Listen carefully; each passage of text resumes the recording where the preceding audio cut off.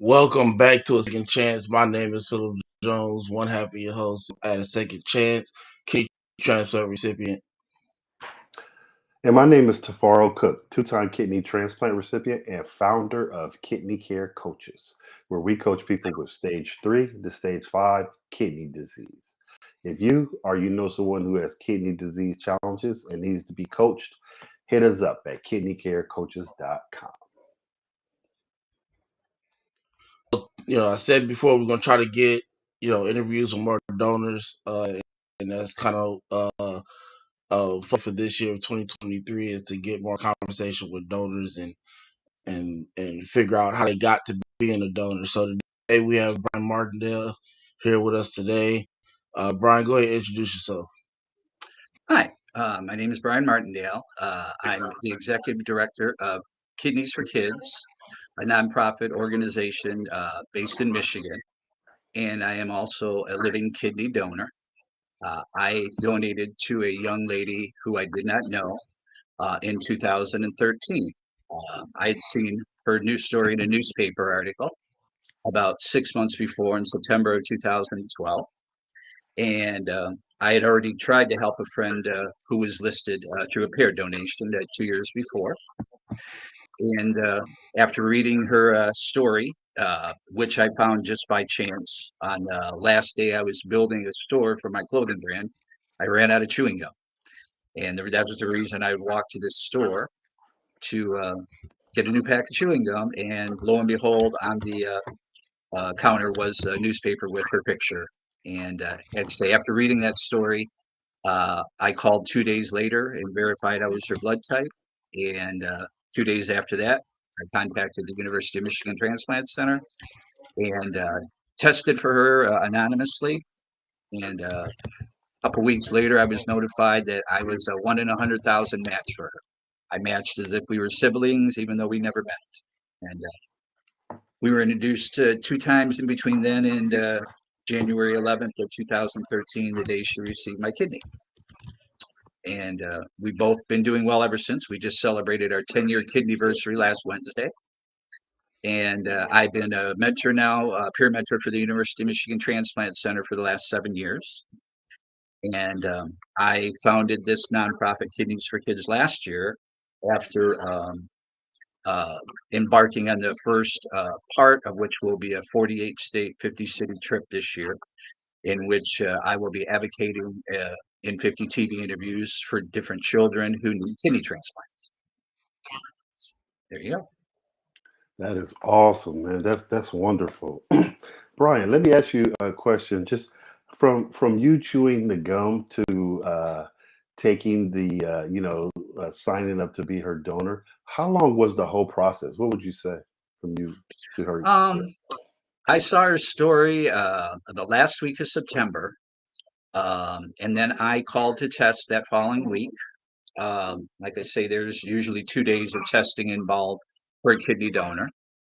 And within 2 weeks, 2 to 3 weeks after that, I was notified that I was a match and asked if I wanted to proceed from that point, which I indicated I would. And then they were not notified till a couple of weeks later, which just turned out to be the day before Thanksgiving of 2012.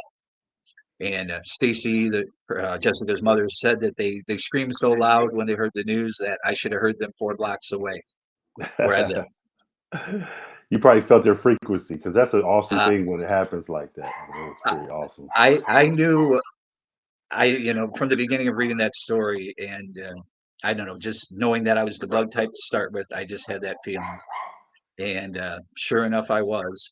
And it was funny. There was a benefit held in between them knowing and our actual surgeries, and they still didn't know I was the donor.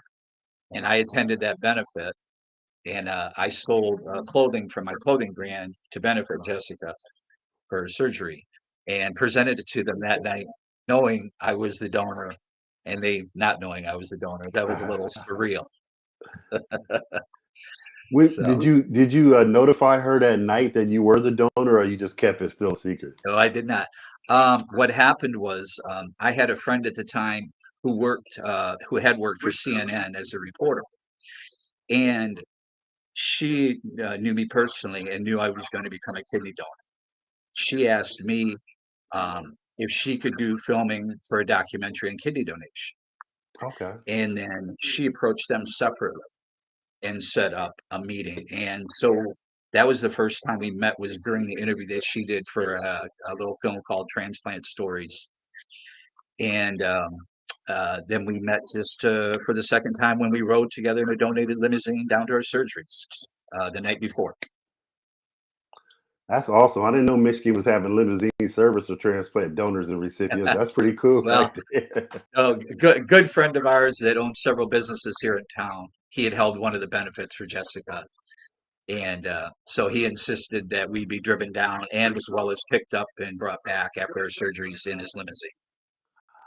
That is nice. That's pretty cool. That's pretty cool.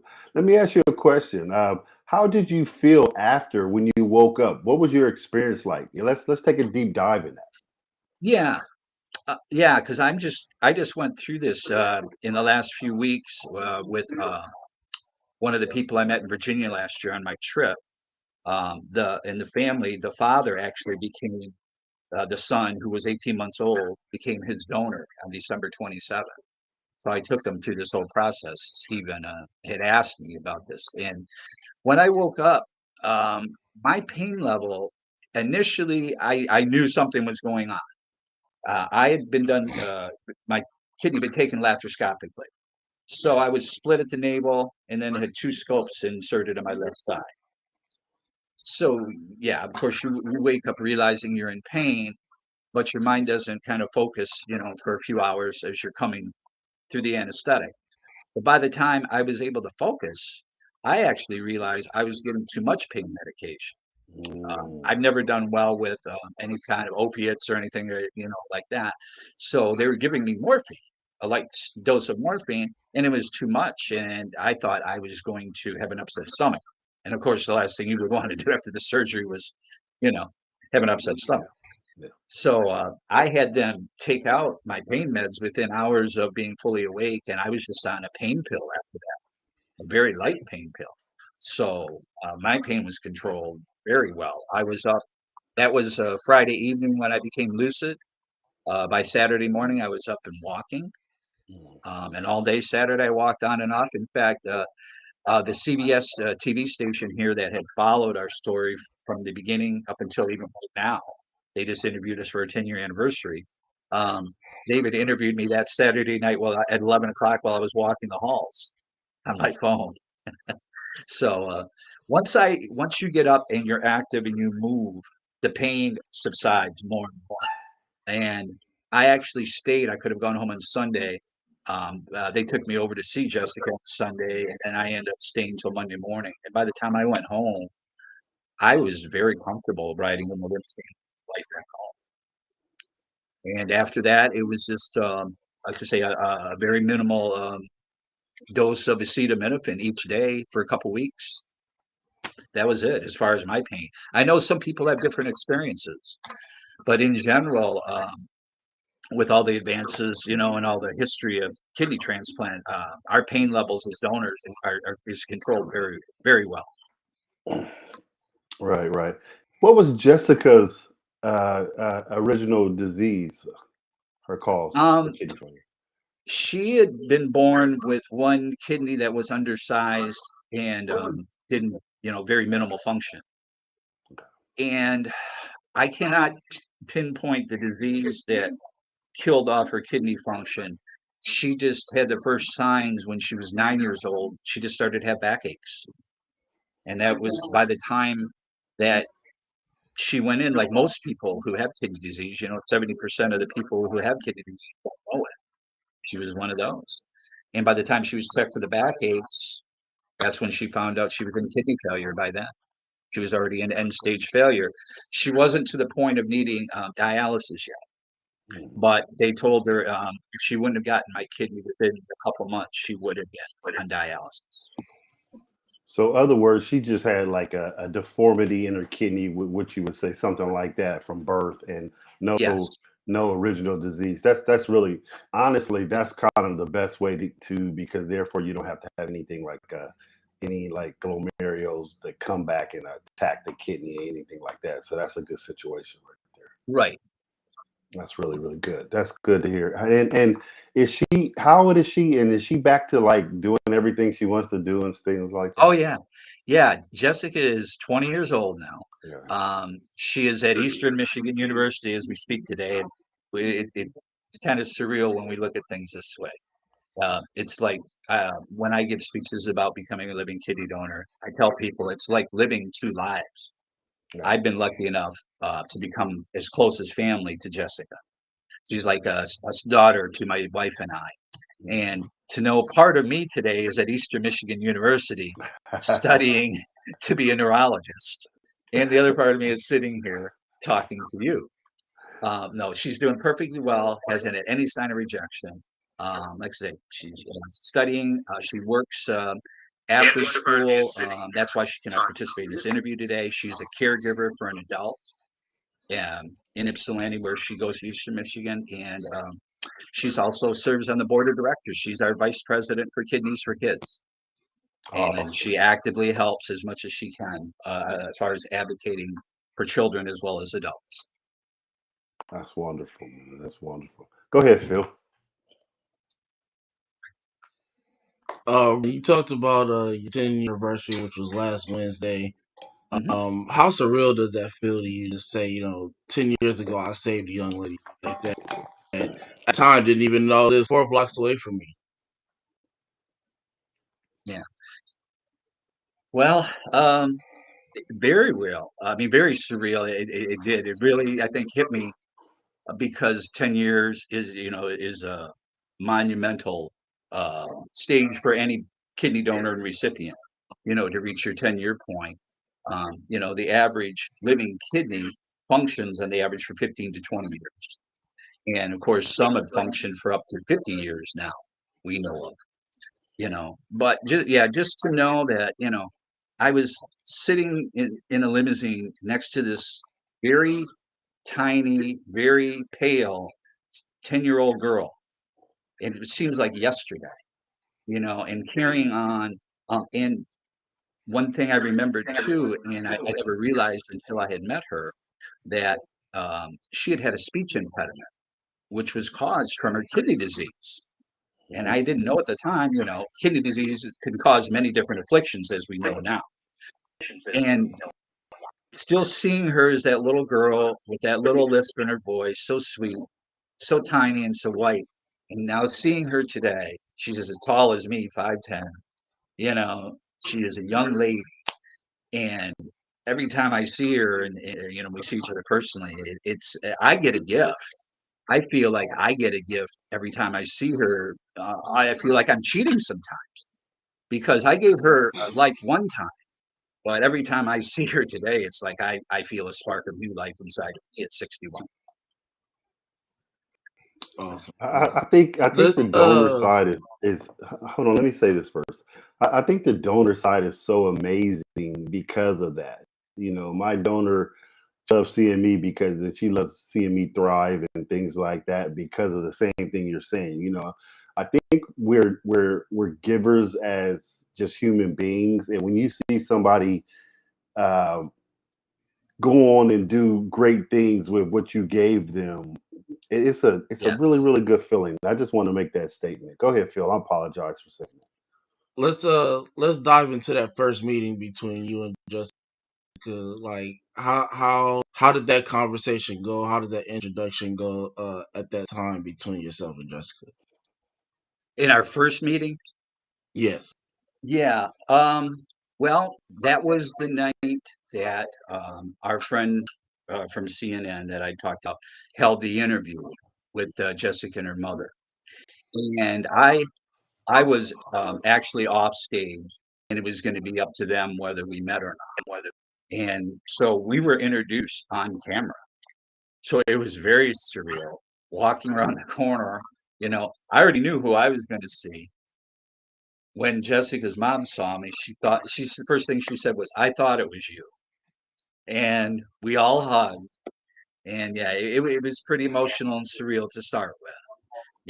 And just to know that, um, in a short period of time, that this little girl sitting next to me was going to get part of me. And I was still grasping, once we went through all this, what was going to happen and how we were both going to feel like, and what we were going to be like afterwards. It was all new to me too. So, um, yeah, it just like no other moment in my lifetime, put it that way, has compared to that meeting, as well as the feeling of that Sunday, the 2 days after I donated. I was wheeled over because the Children's Hospital at the University of Michigan is connected by a bridge to the transplant center where adults are. And compared to that day, I was wheeled over there.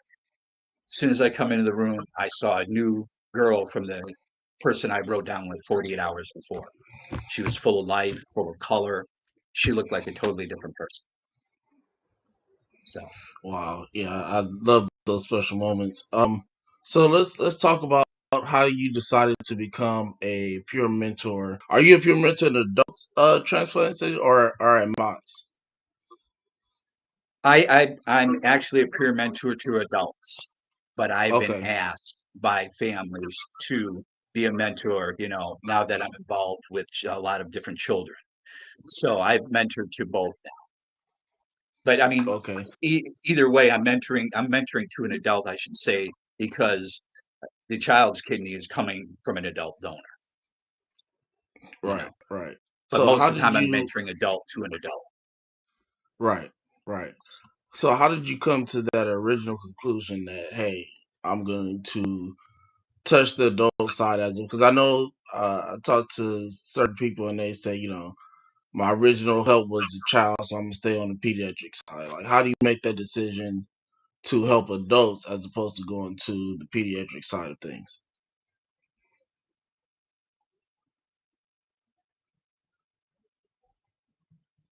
Well, yeah. Well, I'm a person that can't say no as far as that goes. Um, right now, I'm going to be in a podcast interview on Friday for a local adult who I actually met this summer because I took that trip for children. I I was in a car show in between Hmm. uh, in between my trips to Mississippi and to Virginia because I had an electric vehicle that was given to me by Chevrolet to do this trip. And the day of the car show, the people that won the car show were right across from me. And they came over and introduced themselves, and they said, "We like your Kidneys for Kids organization, everything it talks about on your car. And we're about to go right now to a benefit for a woman who needs a kidney transplant." And immediately I said, "Okay, where are we going?" And that was in October of last year. And so that lady I've been advocating for ever since. And we're going to be on a podcast, like I say, this Friday. to try to help her find a kidney. I'm also helping a person on our board of directors. We were on TV back in March. She needs her second kidney transplant. And I was able to secure a CBS local story for her, which brought forward people that have tested for her. She just got listed in the last couple of weeks, and she's hoping to hear a call now. She knows that people did come forward and test for her because of that story. So I constantly have now, especially after I took that trip, both adults and children approaching me, asking, is there any way you could help get the word out? You have a great network, and you have a way of getting involved in stories where people find kidneys. Just happened that way. I've been in 2 other stories for friends in the last 3 years where both of them received kidneys also. So yeah, if somebody calls me to say, hey, I'm struggling here. I've tried everything to find a kidney donor. I've been on the list, for umpteen years or whatever. And I'm just like, okay, let's do this. Let's start by getting your social media page put together. Let's get a video put together for you. Let's get your name out there, and let's do whatever we can to bring light to your story. So doesn't matter if you're an adult or a child. Just like this trip this year, I'll have 50 TV interviews scheduled for families with a child in a kidney transplant, in 48 states. But besides that, I'm also scheduling interviews for groups of adults in each town I go to show the importance that there are, 1,100 children over here that need a kidney. There's another almost 10,000 on dialysis, but there are 96,000 other adults waiting today that need a kidney that are listed. And we can't ignore that fact. I can't, even if I have an organization that's geared towards children. So I will always continue to advocate for both adults and children the rest of my life. Wow. Big heart. Mr. Cook? Yeah, is this like and so right after you becoming a donor is when you started Kids for Kidneys, correct? Kidneys for Kids. Yep. I'm sorry. Oh no, Kidney I didn't start it at that. No, I'm sorry. It started last year. I founded it in May of 2022 when I came up with the premise of taking this 48 state trip. Okay. So, and I came up with the name Kidneys for Kids because I was going out to just, advocate for children. Like I say, it ended up being a shorter preliminary trip last year, but this year I've already got sponsorship from General Mills as well as Nestle. Wow. So it looks like, and we've got a ride. This year it looks like from Kia instead of a Chevrolet. All right. So yeah, between May and August, it'll happen in phases, but I'll make all 48 states, 50 cities, and just like it says on the shirt that I'm wearing, my goal is to find 100 kidneys for 100 children. That's awesome, man. That's awesome. Are you going to be in Tampa, Florida? I certainly am. Well, you need to get in touch with me so I can see what I can do to support Kidney Care Coaches. So we'll support you guys in any way. Yeah, well, I'm hoping in Tampa, besides having, like I said, an interview, because that is a city where I had one of the mothers that contacted me is in Tampa. So that's why I know I'm going for that particular child. But we'll set up there a group interview with adults. And I'd love to have you help me carry that on. For That would sure, be I awesome. will, man. Definitely. So, and same thing when I get out your way, Philip. Oh yeah, I'm going to you be got in my the Los support. Angeles area. Oh yeah, most definitely. You definitely got our support for sure. Well, we're gonna take a commercial real quick, and then Mr. Cook will start us off back with questions.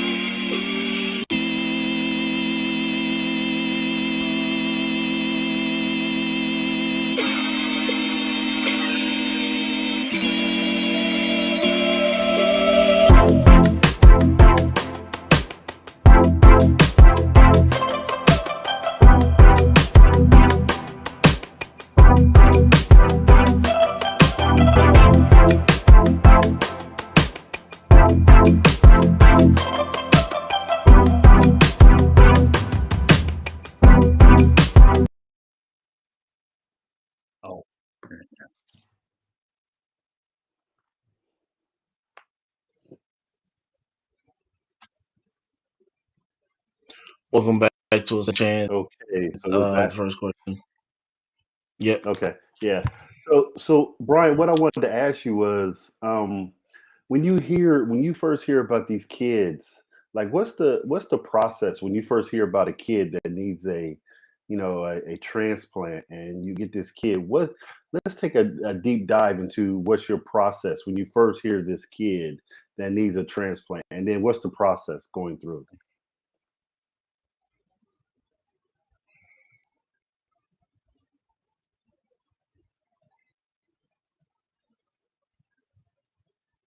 Okay. Well, when I'm contacted by a parent, I just kind of jump into action. First of all, I find out, where they are, what transplant center that they're using, and then I ask for a story about what the child has gone through, what kind of medical situation they are in presently. Are they on the transplant list? If they're not, when will they be on the transplant list? To find out how we can help as far as if the child's eligible for a kidney transplant, um, then we're going to do what I said, start with putting together some social media for them to get their stories heard. Um, put out the word on all of our networks, and then find out, especially like the one we're going to do this Friday for a little girl in Virginia who's 15 months old, that just got listed Monday, and because of her complications, she needs a kidney immediately. So then I usually find out if I can make contact with their local media and set up a news story. I just go for broke right from the start as far as getting their stories seen and heard. And to look at numbers, you really have to reach about 50,000 people to find one living kidney donor. Because on the average, like I say, last year, there were about 25,000 kidney donations in the United States, but only 6,500 of those came from living donors. The rest came from non-living donors. Mhm. So to reach its living donor successfully, whether it be for a child or an adult, I have to reach about 50,000 people, and that's why I shoot immediately. If a parent comes to me with a child who needs a kidney now, that let's go for TV, radio, media, newspaper. Let's get their story heard, because it'll also bring attention to other children's stories. If we have one out there, somebody that knows somebody with a child, they may think, well, maybe I can't help that child, but maybe I can help this child who I do know. So Right.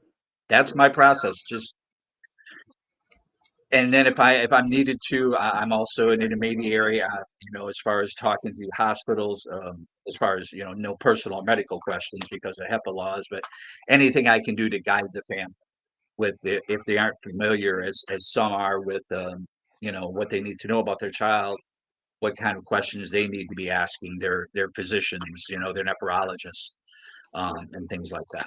Just try to point them in the right direction. Right. That's always a good thing to do. That's awesome, man. That's awesome. Go ahead, Phil. I don't have any more questions. So I want to know what was going through your mind exactly when you decided to come up with this concept of uh 48 states, 50 cities, and to give or try to advocate for kids to get a kidney. What was that? How did that concept come about?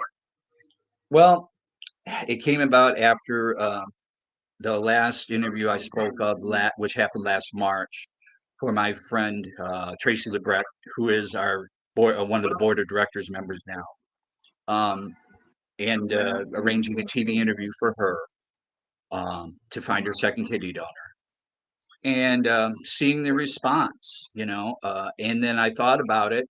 I had done this. That was the fourth time I had done a story like that over a 3-year period, participated in one for somebody that needed a kidney. And I thought, well, if I can get this kind of response for somebody in a single small market TV interview, why couldn't I do something like this nationally and bring attention nationally to people who need a kidney transplant? And as I thought more about it, I thought I centered on children because I ended up donating to a girl who was 10 years old at the time. And I thought, well, I'd like to. Nobody wants to see a child, let alone an adult sick. But nobody, even an adult with kidney disease, doesn't want to see a child next to them, Right. in any kind of burden and being sick. So that's when I focused on kids and tossing around names. I was looking for kidneys for children, kidneys for kids, and that's where the name came up. And I started out. My plan was last year. I came up with a plan in May to actually visit transplant centers and National Kidney Foundation offices. I didn't have it in my mind that I would do personal interviews with families of children who needed kidney transplants until after um, the first couple interviews I did in Mississippi. I visited the Mississippi Kidney Foundation in the first part of my trip. And after the first NBC and CBS interviews aired, then I started to have mothers from different kidney groups contact and say, would you consider, are you going to take this trip that you're talking about? Do you happen to be coming to my state? And if you are, would you advocate for my child? So there you go. Then I knew it had to be more than just a little trip, you know, um, and it didn't have to be just me talking to physicians and hospitals about their kidney program or the National Kidney Foundation about what they do for children. you know People needed to see these situations of what these children are going through, and having parents explain, when they take them in a bedroom, like when I was in Virginia with little Cooper Fab, the one that just got his kidney on December 27th. you know from birth on to 18 months, when he got his kidney last month, he was on dialysis every day. He was in kidney failure from day one. One of the shots that the TV station took was of the bedroom of all of the boxes of things he needed to get through 1 week of dialysis and then his medications. And that really is impactful when people see that. They can't fathom what somebody, you've gone through dialysis, and transplant and everything. They can't fathom what a person goes through or the scale of it until they see these things. Right. It's a lot of it is visual, just like with anything. Just like when you see a St. Jude's commercial, it's visual Yep. for a It is. child. It's true. So I thought, I've got to do this in a personal manner. I got to do it with respect, but I'm going to do it for people that actually want me there for their child. And any place, if there isn't a city or state where I don't want there to be a child that needs a kidney in every state. And if there isn't, then let's move on and let's help adults. And let's do that simultaneously too. Let's help adults while we help children. And hopefully, in doing 48 to 50 TV interviews, we make the living kidney donation this summer trend on social media. If we can't do that with that much media, I don't know what will. That's my goal. Right. Right. Let's make it a trend this year for adults and children. So what's your time frame you're looking at from start date to finish date for this tour? Okay. I'm planning on starting the third week of May, and then I'll be going all the way until about the second week of August. We'll start with the eastern states, head down the eastern seaboard, kind of zig back and forth, up and down, so we make it over to the west coast in July and August. And I'm doing that. I'm funding it with a a fundraiser project through our nonprofit, and through getting sponsors. Like I say, I do have um, Ice Mountain Spring Water on board now, and General Mills, and talking to anybody that listens. So, That's and people can awesome. find out more if they'd like to get involved. Just go to K4KKFORK.org. And anybody can join in there with a tax deductible donation and read all about the trip and look at the TV links that I created in the last year. Man, that's amazing. Thank you. So let me ask you this one last question. One of the Sure. last questions. Um, you seem pretty knowledgeable when it comes to media production. Do you have a background in it? Is that what you went to school for? Is that like a trait you just picked up kind of in your spare Um, time? I own the clothing brand Karma Inc. Apparel, which is online for since 2009, and it's because of that clothing brand that I became a kidney donor. Actually, I told you I was building a store when I read that newspaper, and that was a store for my clothing brand. And when I first came up with my first few designs in 2009, my clothing brand is all about unity, equality, diversity. Every t-shirt and hoodie design promotes that, and then I give 20% of my sales to charity. So with that premise, the first people I approached to get some media were some musician friends. I'm good friends with Kenny Olson, who used to be Kid Rock's lead guitarist. So he was the first person that started wearing my first T-shirts on stage. And another band that followed them, uh, the band Tantric, their drummer wore one of my shirts on stage one night. I went backstage to meet them, and they introduced me to my late friend, unfortunately, who needed a kidney transplant. And that was how I became involved. Before that, and that was in 2010, I had never closely known a person with kidney disease who was on dialysis or anything.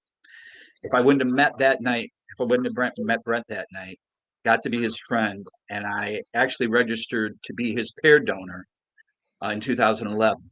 Unfortunately, it didn't work out for him medically. He did end up getting a kidney in 2019, but by that time he'd been on dialysis for almost 13 years, and he passed on us in 2021. But it was because of all those things tying together um, that I became a kidney donor, and seeing Brett's plight to start with and what he went through with his kidney disease made me want to help somebody. So Um, yeah, so we definitely want to wish you luck on this tour that you're going on. We think it's great advocacy work. My last question for you is, what do you say to someone who's just kind of in the starting process of thinking of becoming a donor? What do you say to them to kind of put their mind at ease to make the right decision? just of considering. Well, yeah, I tell them first of all, it is the one of the most extraordinary experiences that you will ever experience in your life. Seeing something, that came from your body, which is now in somebody else's body, giving them I assure them that the process, after over 50 years of kidney transplants, has been perfected to the point where your your danger of complication is very minimal. Your pain is very well controlled. Your typical recovery time is 2 to 4 weeks, maybe 6 weeks if you have a physical job. Like I had at the time I donated, I was working in construction besides owning my clothing brand. So for 6 weeks, I had a 10-pound lifting restriction. But like I said, the biggest thing is showing them. Showing them my experience. I like to show them this was Jessica 10 years ago. This is Jessica today, and what what my donation to her has done for my life. I mean, all the blessings I received since then. That year I donated. My son and daughter-in-law were married and gave me my first grandchild. I've had a second healthy grandchild born since. I've had the marriage to my wife 6 years ago. So the blessings just keep coming. And I tell people that the more you give, the more you will receive. And it's so true in organ donation. You like I say, every day I see Jessica, I told you, I receive a blessing, just from seeing her going around with part of me and living the life that she wanted to live, free, no dialysis, no sickness, you know, going through college, just being a normal young lady. Saw her going through all those teenage years, attending her school plays and her school functions, and seeing just a happy girl. I couldn't get any more rewarding life than that. And that's what I try to pass on to everybody that I talk to about becoming a donor. Awesome, awesome. Well, we appreciate your time, Brian. You have an awesome and dynamic story. Definitely tell Jessica we were sorry we missed her, and we still love to have her on the show. At a point where she's not so busy with school. I understand I'm in school too, so I understand the busyness part of it. I certainly Next will. week we'll be back here on Wednesday with Simone Washington, and we're gonna go ahead and eat into Black History Month in February. So, again, thank you, Brian. We appreciate you, Thank Mr. you, Cook, as Brian. And don't always. forget to reach out when you're in Tampa to Kidney Care I'm Coaches. reaching I'll out to have, both of you. yes, We're yes, gonna see both of you this year. Don't you for worry. sure. For sure. Definitely looking forward to that. So again, real quick, Brian, drop your social handles, your website, so people know where to find you, and then send it to me after. Put it in the description also. I certainly will. Thank you so much. Thank you. All right, everyone. Till next week. See you. Bye bye now. Take care. Peace.